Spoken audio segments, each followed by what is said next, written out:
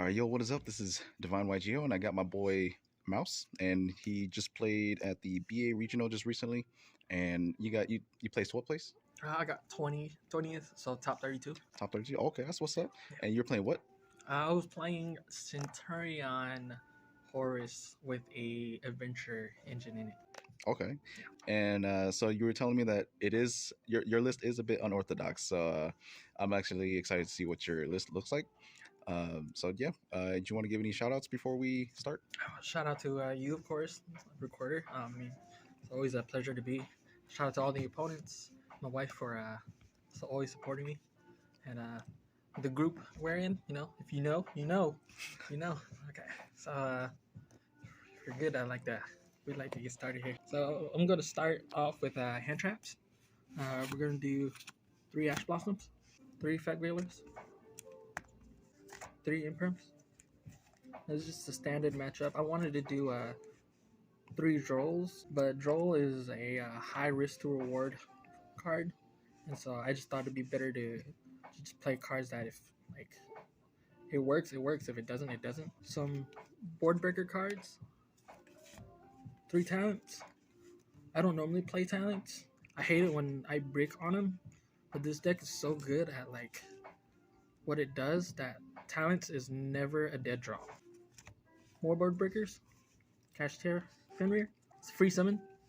Free hand fodder. So lets you discard once you search. And then we got our first engine, which is the Horus engine. We got 3 City, 1 Happy, and 1 Blessings. And then you got the 2 King Sarks.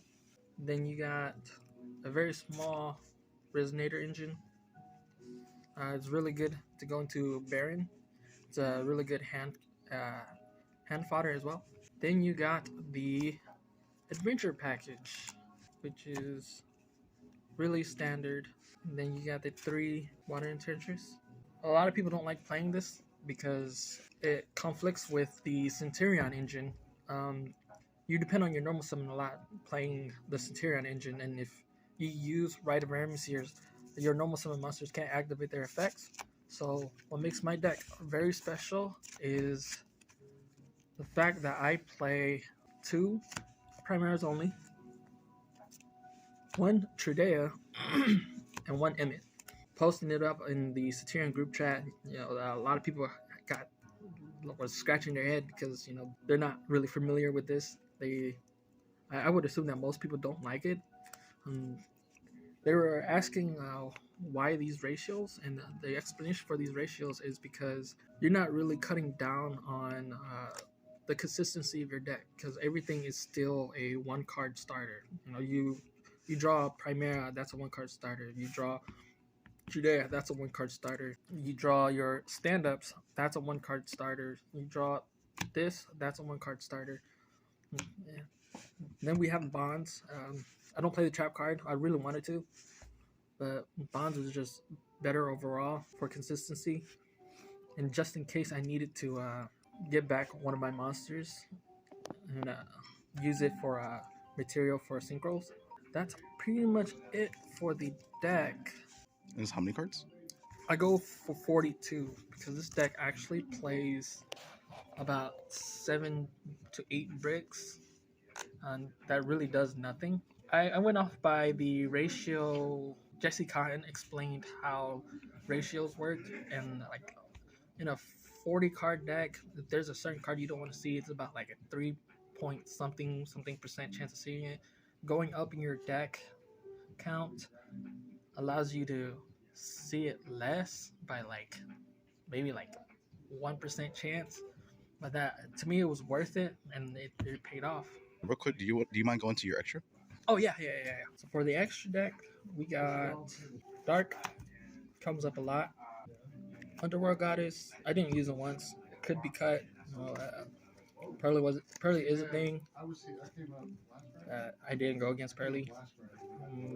We got SP Little Knight, mandatory. Dingrusu. And then Zeus. The Galaxy Eyes Full Time Load. Sky Crisis. and Garunix. And Garunix is a very good addition to the deck. It's probably one of the most busted rank 8 of the ending year of 2023. I mean, it's a Dark Hole, a Mystical Space Typhoon, and it reborns itself all in one card, so it helps clear off boards. I played 2 Barons. One of them was supposed to be Chaos Angel, but I didn't really know how to feel about Chaos Angel, so I just went for 2 Barons. You don't go to 10 too much. And then we got the Calamity Lock, which is Calamity himself, Crimson Dragon, and Legatea. And it's pretty simple, pretty standard. Summon this guy, and then on your opponent turn, you summon Crimson Dragon. Crimson Dragon will target and go to Calamity. And then you got Cosmic Blazar. I was playing 2 Legateas, but one of them was borrowed, so I had to give it back. And we got our tokens because you summon tokens a lot. So just a quick question. So you said you're thinking about taking out the goddess. Yes. And goddess, I'm assuming, is mainly just for Pearly. So if you take out goddess, do you have answers to the Nor? I don't have answers to Nor, but Pearly is a deck that I've explained to my group. It's not too hard to win if you pay close attention to their hand, because everything they do, everything they uses up their hand. Like whenever they special summon a monster from their deck, they have to discard a card. So when you figure out the right interruptions, which is what the hand traps are mainly for, the imperms and the veilers, mainly on the black cat, it'll give them that option where they have to choose if they want to commit to using up the rest of their hand or playing it safe. And most of the times they'll play safe and won't be able to get into Nor. For side deck, we got the 3 Droll Lockbirds, we got Cosmic Cyclones, Nibiru. It's pretty standard. And then we got Dark Ruler, which never came up. You could say that out. Even though most of the Yugi tubers say it's a bad card right now, in testing, Evenly Match actually came up pretty much good for me.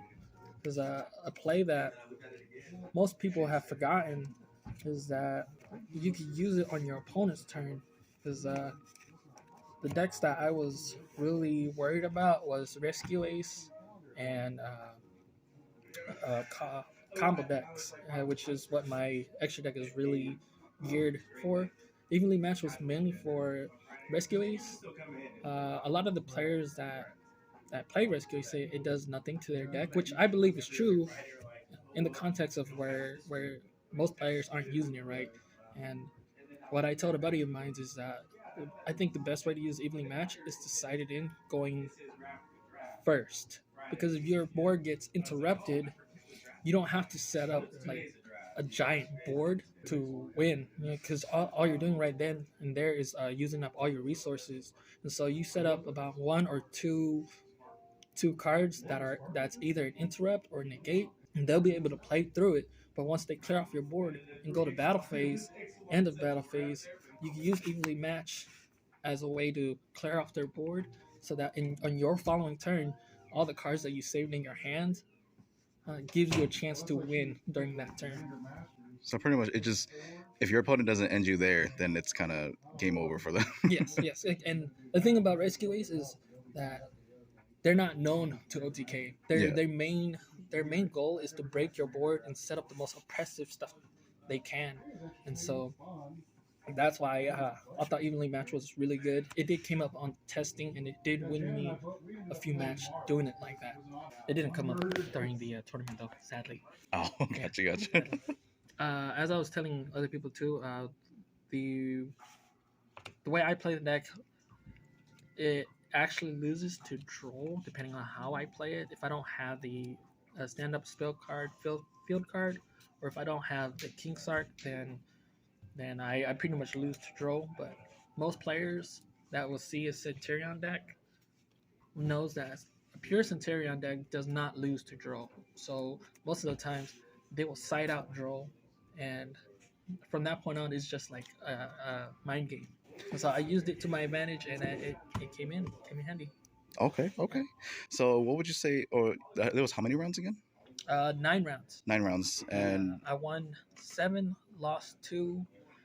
Lost the first round because the judges didn't understand that whenever my monsters are targeted in the back row and they use their effect to special summon themselves, they become a different card from trap card to monster card, and so they dodged the destruction effect, and I couldn't win that ruling over them.